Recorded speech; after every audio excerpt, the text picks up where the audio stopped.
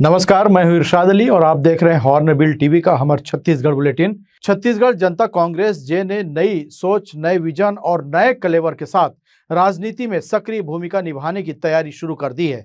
Party के प्रदेश अध्यक्ष अमित जोगी ने रायपुर स्थित अपने निवास पर पत्रकारों के सामने जोगी कांग्रेस 2 लॉन्च किया। उन्होंने कहा कि वर्तमान राजनीति का दौर पारंपरिक तरीकों से आगे बढ़कर नई दृष्टि, तकनीक, युवा नेतृत्व और जमीनी मुद्दों पर आधारित है। अमित जोगी ने कहा कि पार्टी वंशवाद, जाति और धर्म की राजनीति से हटकर जनता के वास्तविक मुद्दों पर काम करेगी। इसी दिशा में पार्टी की युवा इकाई का पुनर्गठन किया गया है। अब अजीत जोगी युवा कांग्रेस का नाम बदलकर जनता युवा कांग्रेस कर दिया गया है। इसके नए प्रदेश अध्यक्ष ईश्वर उपाध्याय बनाए गए हैं। पार्टी ने नशा, बेरोजगारी और अन्याय के खिलाफ प्रदेशव्यापी अभियान चलाने का ऐलान किया है। जनता युवा कांग्रेस बेटी बचाओ के साथ बेटा बचाओ अभियान भी चलाएगी, जिसमें युवाओं को नशा, बेरोजगारी और अवसाद से बचाने पर जोर रहेगा। कार्यक्रम में अजीत जोगी के लेखों पर आधारित दृष्टिकोण और सदी के मोड़ पुस्तकों का विमोचन भी किया गया। इस दौरान डॉक्टर रेणु जोगी ने बताया कि इन पुस्तकों में 90 के दशक के राजनीतिक घटनाक्रमों पर अजीत जोगी के लेख शामिल हैं। देश भर में बेटी बचाओ आंदोलन चलता है। बेटियां अब बच चुकी हैं, बहुत हद तक सुरक्षित हैं। अब बेटियों की ये जवाबदारी है कि बेटे जो आज नशाखोरी कर रहे हैं, बेरोजगारी से की चपेट में हैं, उनको बचाने का काम अब बेटियों को, हमारी माताओं को करना है। अगर बेटा बचेगा तभी हमारा छत्तीसगढ़ बच पाएगा।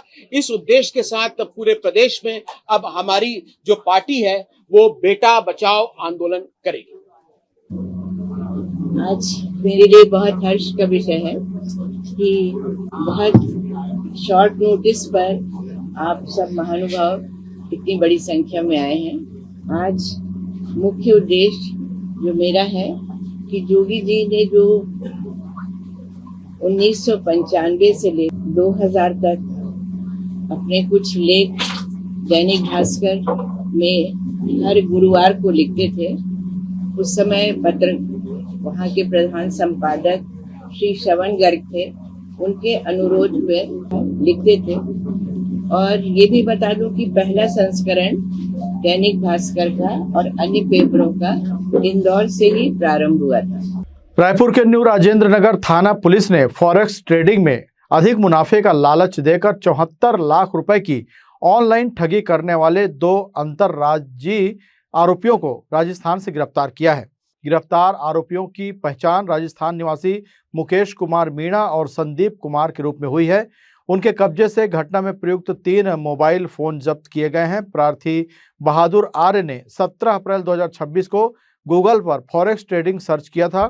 इसके बाद एक वेबसाइट के जरिए उसका मोबाइल नंबर फर्स्टिफाई नामक टेलीग्राम ग्रुप से जोड़ दिया गया। ग्रुप के सदस्यों ने अधिक लाभ का प्रलोभन देकर प्रार्थी और उसके भतीजे को निवेश के लिए प्रेरित किया। दोनों ने अलग अलग किस्तों में कुल 74 लाख रुपए निवेश कर दिए, लेकिन न तो लाभ मिला और न ही मूल रकम वापस हुई। पुलिस ने आईडी, व्हाट्सएप अकाउंट और डिजिटल प्रोफाइल का तकनीकी विश्लेषण किया।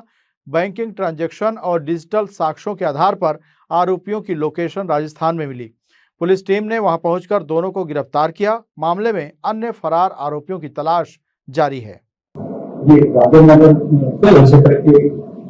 प्रार्थी बहादुर आर्य थे। इन्होंने इनको एक व्हाट्सएप के माध्यम से एक मैसेज आया था और व्हाट्सएप ट्रेडिंग के नाम से, फॉरेक्स में ट्रेडिंग के नाम से, और इनको एक ग्रुप में जोड़ा गया जिसमें काफी लोग थे। और धीरे धीरे उस ग्रुप में अधिकांश लोग एक कॉकस था या षड्यंत्र था, जिसमें बाकी के लोग एक ट्रेडिंग में मुनाफे की जानकारी देते थे ग्रुप में लगातार। जिससे प्रभावित होकर इन्होंने भी 17 अप्रैल से लेकर 20-21 अप्रैल 2026 के बीच में करीब 72 लाख रुपए निवेश किए। और बीच में जब इनको प्रभावित करने के लिए थोड़ा लाभ भी देते थे, लेकिन जब बाद में इनको शक हुआ और इन्होंने अपना पैसा रिटर्न मांगना चालू किया तो कुछ ईडी के रेट के बारे में या फिर सीबीआई का डर दिखा के बहलाते रहे।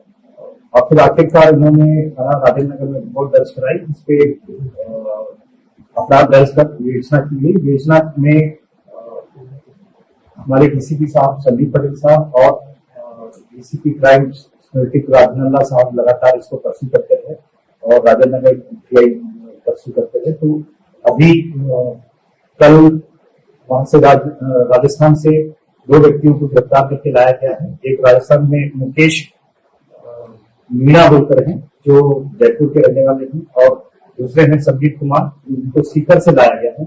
मुकेश मीणा के ही खाते में मेल पैसा शुरू हो गया और इन्होंने ही उनको व्हाट्सएप ग्रुप के माध्यम से जोड़ा गया है और पुलिस ने लगभग अभी 12 लाख रुपए होल्ड कराया है और क्योंकि योजना अभी जारी है और पैसे वापस मिलने की।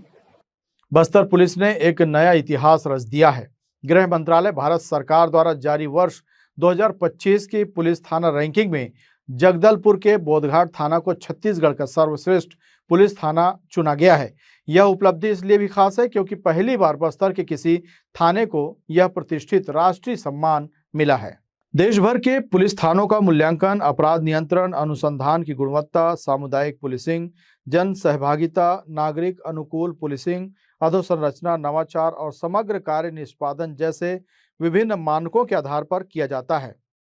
इन सभी मापदंडों पर उत्कृष्ट प्रदर्शन करते हुए बोधघाट थाना ने यह सम्मान हासिल किया। सम्मान समारोह में केंद्रीय गृह मंत्री के नाम से जारी प्रशस्ति पत्र, तत्कालीन पुलिस महानिरीक्षक पी सुंदरराज एवं वर्तमान पुलिस महानिरीक्षक बद्री नारायण मीणा ने तत्कालीन थाना प्रभारी निरीक्षक लीलाधर राठौर और वर्तमान थाना प्रभारी निरीक्षक तामेश्वर चौहान को प्रदान किया। इस अवसर पर पुलिस अधीक्षक शलभ कुमार सिन्हा, अतिरिक्त पुलिस अधीक्षक महेश्वर नाग, तत्कालीन नगर पुलिस अधीक्षक आकाश श्री शिमल तथा वर्तमान नगर पुलिस अधीक्षक सुमित कुमार धोत्रे भी मौजूद रहे।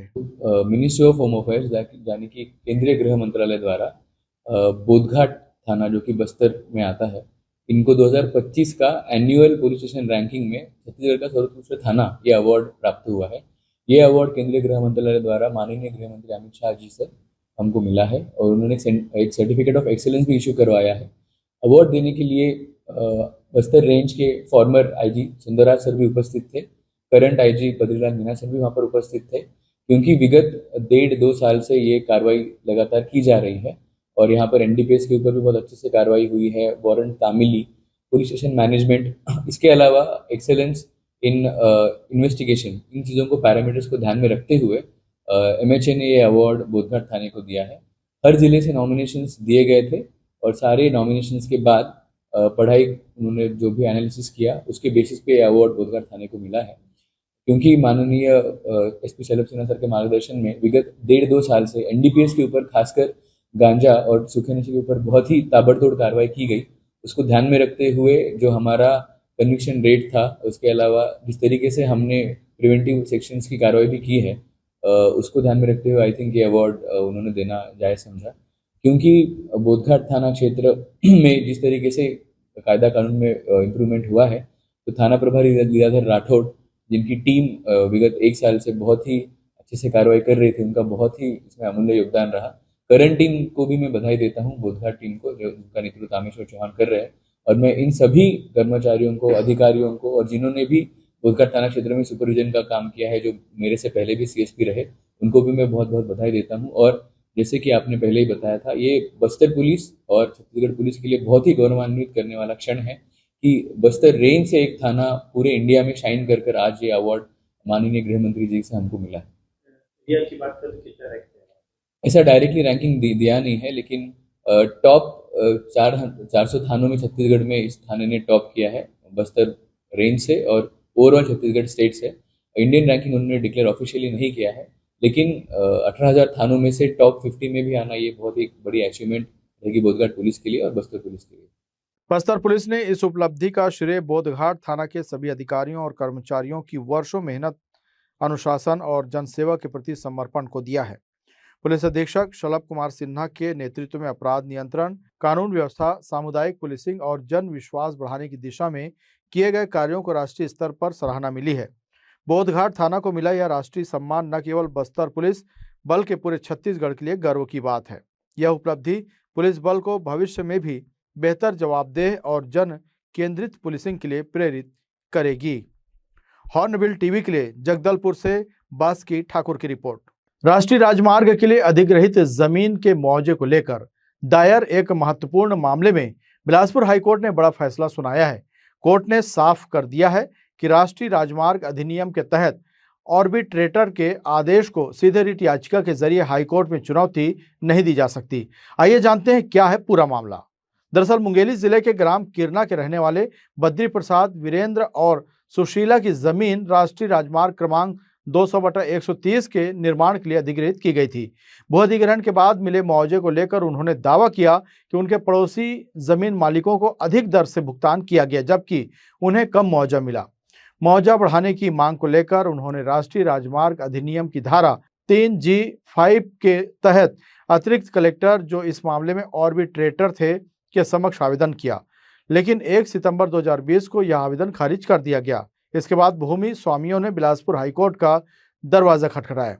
मामले की सुनवाई करते हुए जस्टिस PP साहू की एकल पीठ ने याचिका खारिज कर दी। कोर्ट ने कहा कि ऐसे मामलों में कॉन्सिलिएशन एक्ट 1996 लागू होता है और असंतोष की स्थिति में संबंधित पक्ष को धारा 34 के तहत सक्षम न्यायालय में अपील करनी चाहिए। सीधे हाईकोर्ट में रिट याचिका नहीं लगानी चाहिए। मुख्यमंत्री विष्णुदेव साय की अध्यक्षता में मंत्रालय महानदी भवन में हुई कैबिनेट बैठक में 11 महत्वपूर्ण प्रस्तावों को मंजूरी दी गई। इन फैसलों का उद्देश्य प्रशासन को प्रभावी बनाना, निवेश को बढ़ावा देना और व्यापारिक प्रक्रियाओं को सरल करना है।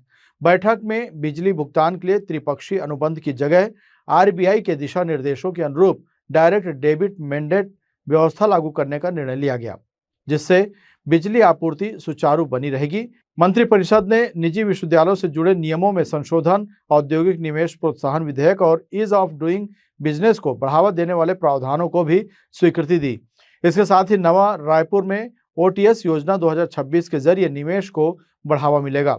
वैट और GST कानूनों में संशोधन के साथ कर प्रणाली को सरल बनाने की दिशा में भी कदम उठाया गया है। वहीं राजनांदगांव में 2000 सीटों वाले आधुनिक ऑडिटोरियम निर्माण के लिए भूमि आवंटन को मंजूरी दी गई। आज मुख्यमंत्री श्री विष्णुदेव साय जी की अध्यक्षता में मंत्रालय में कैबिनेट की बैठक में कई महत्वपूर्ण निर्णय लिए गए। मंत्रिपरिषद ने Chhattisgarh state power distribution company द्वारा केंद्रीय सार्वजनिक क्षेत्र के विद्युत उपक्रमों से खरीदी जा रही बिजली के भुगतान की सुरक्षा के लिए वर्तमान त्रिपक्षीय अनुबंध के स्थान पर भारतीय रिजर्व बैंक के दिशा निर्देशों के अनुरूप डायरेक्ट डेबिट मैंडेट व्यवस्था लागू किए जाने के प्रस्ताव को मंजूरी दी है। इस निर्णय से NTPC सहित अन्य PSUs से विद्युत आपूर्ति की निरंतरता सुनिश्चित होगी तथा भुगतान सुरक्षा की व्यवस्था RBI के वर्तमान प्रावधानों के अनुरूप हो सकेगी। राज्य शासन पर इससे कोई अतिरिक्त वित्तीय भार नहीं आएगा, क्योंकि वितरण कंपनी द्वारा भुगतान की व्यवस्था पूर्ववत रहेगी तथा आवश्यक होने पर पहले लेटर ऑफ क्रेडिट की व्यवस्था प्रभावी रहेगी।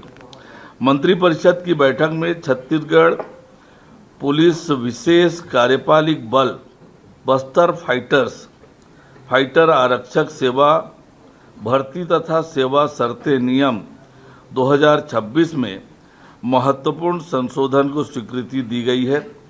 इससे उनकी भर्ती का मार्ग प्रशस्त होगा और स्थानीय युवाओं को रोजगार के अवसर भी मिलेंगे। मंत्रिपरिषद द्वारा निजी विश्वविद्यालय स्थापना एवं संचालन संशोधन विधेयक 2026 के प्रारूप का अनुमोदन किया गया है।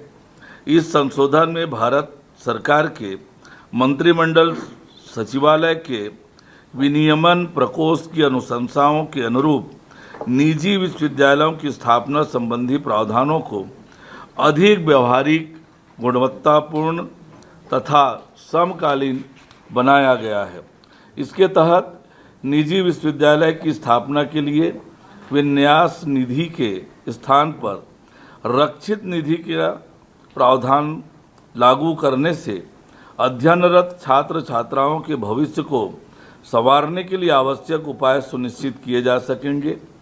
इसमें आधारभूत अधोसंरचना, पुस्तकालय, एवं अन्य सुविधाओं को यूजीसी एवं अन्य सक्षम नियामक संस्थाओं के मानकों के अनुरूप सुनिश्चित करने का प्रावधान किया गया है।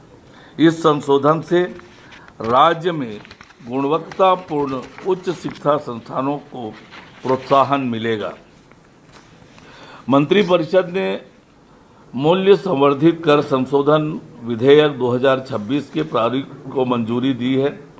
इस संशोधन के माध्यम से छत्तीसगढ़ वाणिज्य कर अधिकरण को समाप्त करने के साथ ही उससे संबंधित प्रावधानों में आवश्यक संशोधन किए जाएंगे। जीएसटी लागू होने के बाद वैट संबंधी द्वितीय अपीलों के मामलों में उल्लेखनीय कमी आई है और राज्य में जीएसटी अपीली न्यायाधिकरण की स्थापना भी हो चुकी है। ऐसे में पृथक वाणिज्य कर अधिकरण की आवश्यकता नहीं रह गई है।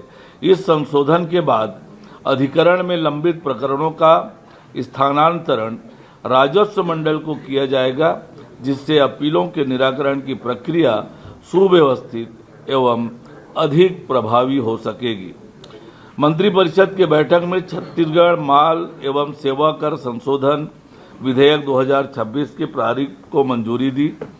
इस संशोधन का उद्देश्य जीएसटी कानून को सरल बनाना, अनुपालन संबंधी प्रक्रियाओं को आसान बनाना तथा करदाताओं विशेषकर निर्यातकों, इन्वर्टेड ड्यूटी स्ट्रक्चर वाले उद्योगों के लिए रिफंड प्रक्रिया को तेज और पारदर्शी बनाना है। इससे कर प्रशासन अधिक प्रभावी होगा, करदाताओं को सुविधा मिलेगी, साथ ही राज्य के राजस्व में भी वृद्धि होगी। मंत्रिपरिषद ने छत्तीसगढ़ औद्योगिक निवेश प्रोत्साहन संशोधन विधेयक 2026 के प्रारूप को मंजूरी दी है। इस संशोधन का उद्देश्य राज्य में निवेश को बढ़ावा देना, उद्योगों के लिए अधिक अनुकूल वातावरण तैयार करना, निवेशकों को बेहतर सुविधाएं उपलब्ध कराना है। इस संशोधन विधेयक के प्रारूप को तैयार करने में अन्य अग्रणी राज्यों की औद्योगिक नीतियों का भी अध्ययन किया गया है। इससे निवेश प्रक्रिया अधिक प्रभावी और पारदर्शी बनेगी और औद्योगिक विकास को नई गति मिलेगी। मंत्रिपरिषद की बैठक में Chhattisgarh ease of doing business विनिमय मुक्ति एवं सुविधा विधेयक 2026 के प्रारूप को अनुमोदन किया गया है। इस विधेयक का उद्देश्य राज्य में व्यापार और उद्योग स्थापित करने की प्रक्रियाओं को अधिक सरल, पारदर्शी, डिजिटल एवं समयबद्ध बनाना है। इस तरह का विधेयक लाने वाला छत्तीसगढ़ देश का पहला राज्य होगा। इसके अंतर्गत डीम्ड परमिशन, स्व प्रमाणीकरण, तृतीय पक्ष सत्यापन, जोखिम आधारित निरीक्षण तथा दोहरे लाइसेंसिंग दायित्वों को समाप्त करने जैसे प्रावधान किए गए हैं। इससे निवेशकों के लिए अनावश्यक प्रक्रियात्मक बाधाएं कम होगी, कारोबार करने में सुगमता बढ़ेगी तथा राज्य में निवेश, औद्योगिक विकास और रोजगार सृजन को नई गति मिलेगी। दुर्ग जिले में पीएचई विभाग के ठेकेदार गणेश्वर जंघेल आत्महत्या मामले में बड़ा खुलासा हुआ है। पुलिस जांच में 26 पन्नों का सुसाइड नोट मिला है, जिसमें जल जीवन मिशन के कार्यों में कथित कमीशनखोरी और कई लोगों के नाम होने की बात सामने आई है। मृतक की पत्नी मनीषा जंघेल ने खैरागढ़ छुईखदान गंडई एसपी से शिकायत कर आरोप लगाया है कि पीएचई विभाग के 2 अधिकारियों और एक पार्टनर की प्रताड़ना के कारण उनके पति ने आत्महत्या की। उनका कहना है कि लाखों रुपए का कर्ज लेकर जल जीवन मिशन का काम पूरा किया गया, लेकिन 2 साल तक भुगतान नहीं मिला। भुगतान के लिए रिश्वत मांगने का आरोप भी लगाया गया है, जिसका वीडियो पहले ही सामने आ चुका है। पत्नी ने मांग की है कि सुसाइड नोट में जिन जिन लोगों के नाम हैं, उनके खिलाफ निष्पक्ष जांच कर सख्त कार्रवाई की जाए। मोर पति और नवीन वर्मा दोनों कोई पार्टनरशिप में काम करत रही पानी टंकी में। तो गहना ला गिरवी रख के बैंक से लोन लेके सेठ साहूकार से ब्याज में पैसा लेके पूरा पानी टंकी में फंसाए रही से। फिर ओला बार बार घुमावत रही से, बार बार भिलाई जाए पैसा बर, फिर पैसा नहीं मिली से फिर बिल ला पास करवाए बर ओह 2-3 बार घूस भी दे रही से, ओखर बाद भी ओखर बिल पास नहीं हुई से, पैसा ला रोक के रख दिस मतलब। तो ओखर वजह से ए आत्मघाती कदम ला उठाए ला पड़ी से। अब हमारे घर में तो कोई कमैया नहीं है, कमा के खवात रही से तो चले गए हमन ला छोड़ के। अब हमन पूरा बेसहारा हो गए। तो हमारे परिवार के कोई भी एक सदस्य ला नौकरी दिलाए और मुआवजा भी मिलना चाहिए और मुजरिम के ऊपर सख्त से सख्त कार्यवाही होना चाहिए। ये मेरा भांजारी से गणेश्वर जंगेल, वो पानी टंकी पीएचई विभाग में काम करते हैं जल जीवन मिशन में। तो ओकर पेमेंट रुके रही से, तो ओकर कारण वो बार बार भिलाई आना जाना करे अपन दोस्त नवीन के साथ, और नवीन के साथ साझेदारी रही से, तो ओकर लेन देन रही से, तो ओमे ओकर मन के पेमेंट नहीं मिली तो बहुत ज़्यादा परेशान रही से। और परेशान के कारण वो कहना चाहिए वो आत्मघाती कदम उठाए से। और मामला यही है कि ओकर परिवार आज बहुत परेशानी में है, एक अकेला खाने व कमाने वाला रही से, तो ओकर भरण पोषण के लिए शासन द्वारा आर्थिक सहायता मिलना चाहिए। अभी तक कितने लोगों को गिरफ्तार किया गया है और क्या कार्रवाई की जा रही है? अभी तक कोई गिरफ्तारी के बारे में अपन जानकारी नहीं है, और वो तो पुलिस विभाग का काम है, कब क्या करेगा तो उनका मामला है। बारिश का मौसम शुरू होते ही जल जनित बीमारियों का खतरा बढ़ गया है। इस बात को देखते हुए बिलासपुर नगर निगम ने शहर में पानी टंकियों की साफ सफाई का अभियान शुरू कराया है। डायरिया और पीलिया जैसी बीमारियों पर रोक लगाने के लिए निगम 33 पानी टंकियों की चरणबद्ध सफाई और सैनिटाइजेशन करा रहा है, ताकि नागरिकों को स्वच्छ पेयजल मिल सके। इसके साथ ही नालियों के बीच से गुजर रही पाइपलाइनों को भी चिन्हित कर उन्हें सुरक्षित स्थानों पर शिफ्ट करने की कार्रवाई की जा रही है। जिन इलाकों में हर साल बीमारियों के ज्यादा मामले सामने आते हैं, वहां विशेष निगरानी और दवाइयों का वितरण किया जा रहा है। महापौर पूजा विधानी और आयुक्त प्रकाश सर्वे ने दावा किया कि इस अभियान को बीमारियों पर नियंत्रण मिलेगा। हालांकि इसकी प्रभावशीलता पर भी सवाल बने हुए हैं।